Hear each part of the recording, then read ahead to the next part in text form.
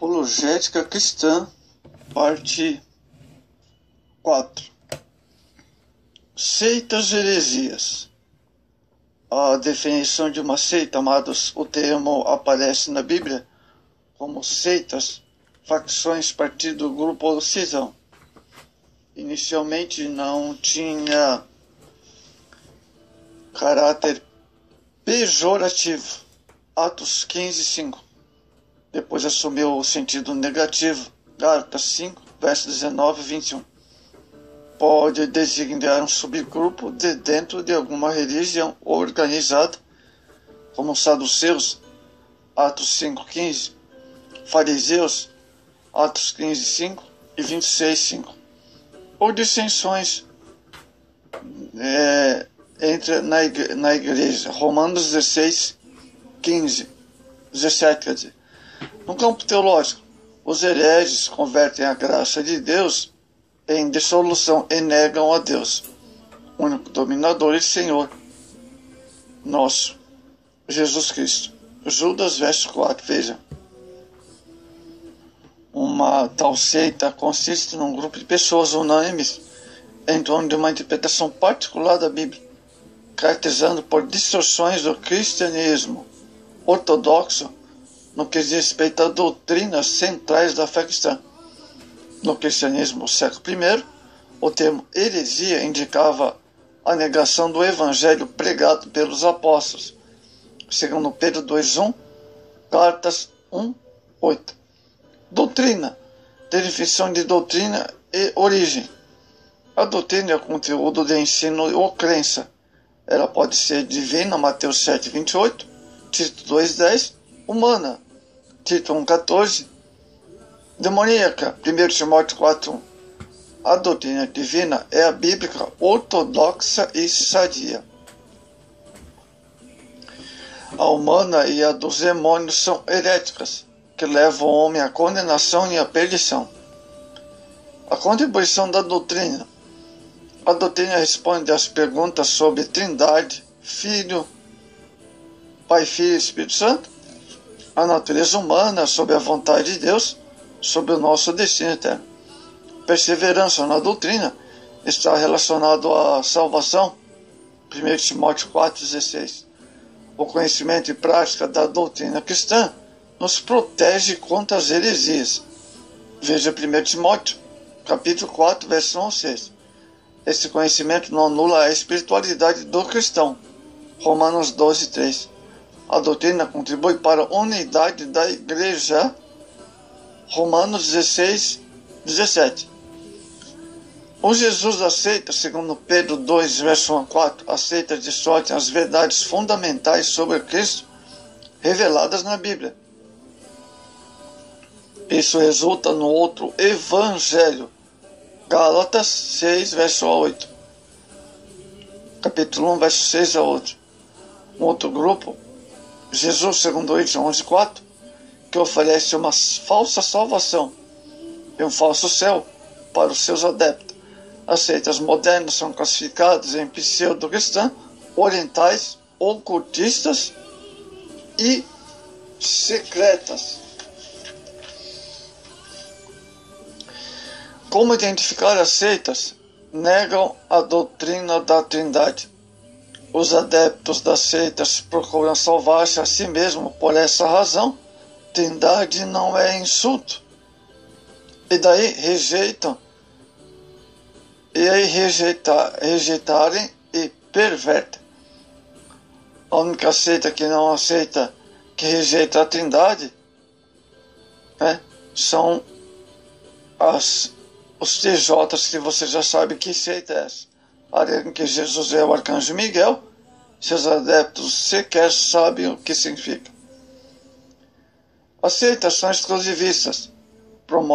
Promotores e adeptos das seitas ensinam que a salvação é exclusiva ao seu grupo religioso. Isso é uma afronta à graça de Deus e ao mérito do sacrifício de Jesus no Calvário. Jesus é o único Salvador. E somente Ele pode salvar. A Bíblia diz que a salvação está disponível pela fé em Cristo. E todos que se arrependerem de seus pecados todo aquele que invocar o nome do Senhor será salvo. Romanos 10, 13. As seitas vão além da Bíblia. Certas seitas e religiões negam explicitamente a autoridade da Bíblia.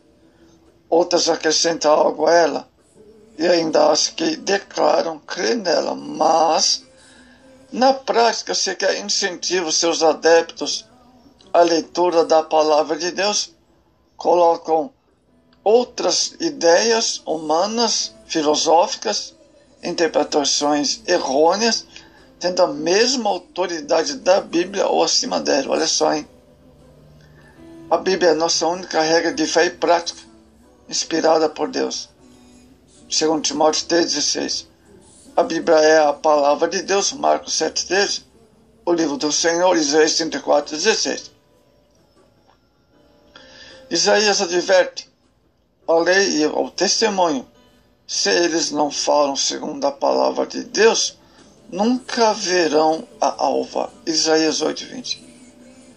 Característica das seitas: elas se caracterizam por apresentar novas ideias, novas interpretações da Bíblia ou outro Jesus, rejeição do cristianismo ortodoxo, conservador, liderança muito forte, mudanças constantes em sua teologia ou doutrinas, falsas profecias e salvação pelas obras.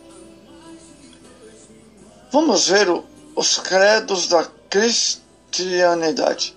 As seitas e os credos. As seitas falsas, além de mutilarem a Bíblia, rejeitam o cristianismo histórico, ortodoxo, conservador. Suas crenças são oriundas de supostas ideias, inovações, etc. Subjetivismo e da mentalidade de seus fundadores e líderes. Formulação dos credos, Hebreus 6, verso 1 ao 2. Credo vem do latim e significa creio. Desde muito cedo a história do cristianismo, o credo tornou-se mais que um conjunto de crenças.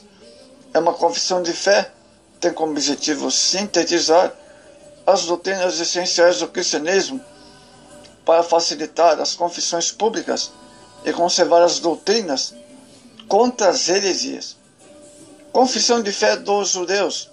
O primeiro credo na Bíblia está em Deuteronômio 6,4. Citado por Jesus, o primeiro de todos os mandamentos, Marcos 12, 29. Ainda hoje é recitado pelos judeus religiosos 3 vezes ao dia. Ouve, ó Israel, o Senhor nosso Deus é o único Senhor. Credo dos apóstolos, vamos ver um pouco da história. É o mais antigo dos 3 principais credos da igreja cristã. Primeiro, história.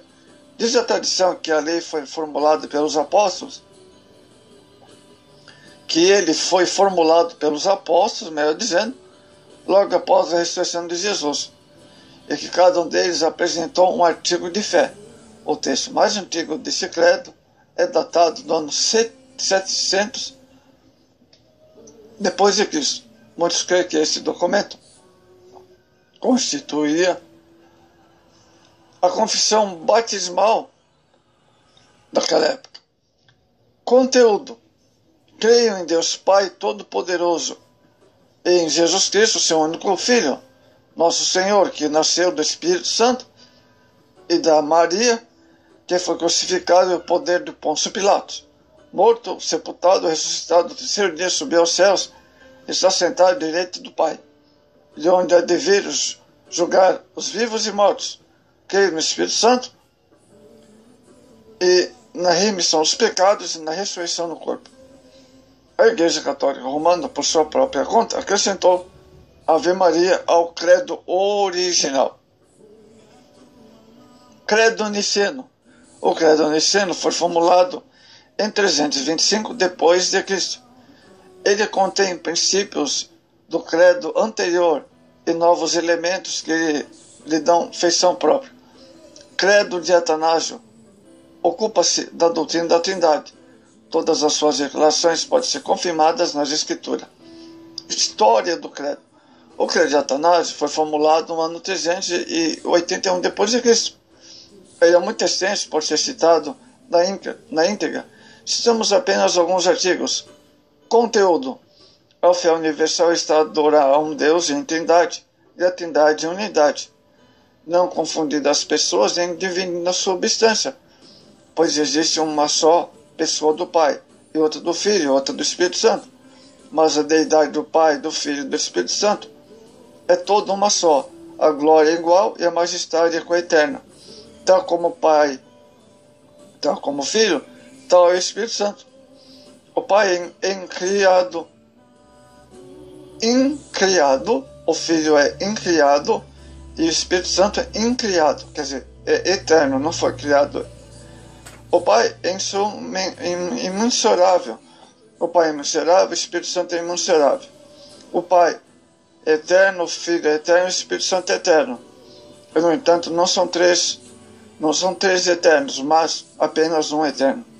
Da mesma forma, há três incriados, ou seja, eternos, nem três imensuráveis, mas o só incriado, quer dizer, eterno, é imensurável.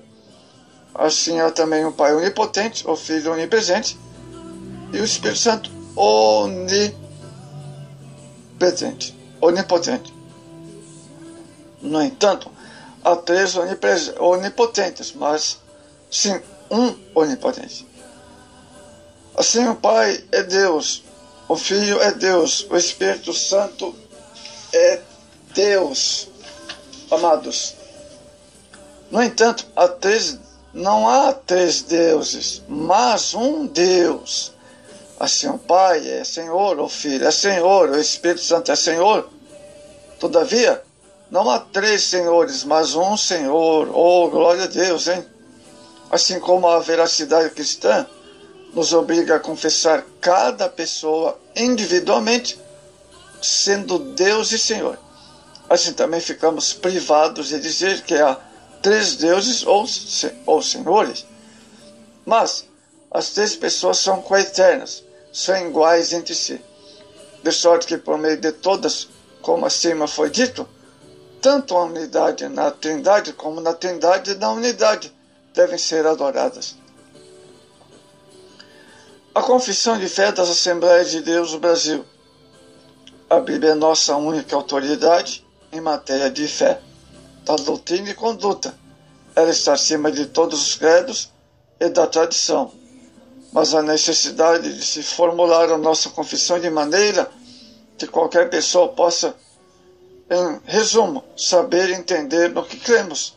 Nosso credo constitui-se de 14 artigos que aparecem em cada edição no Jornal Mensageiro da Paz, amados. Ele começa com uma declaração trinitariana. Amados, a Bíblia é a única fonte para discernir entre ortodoxia bíblica e heresia.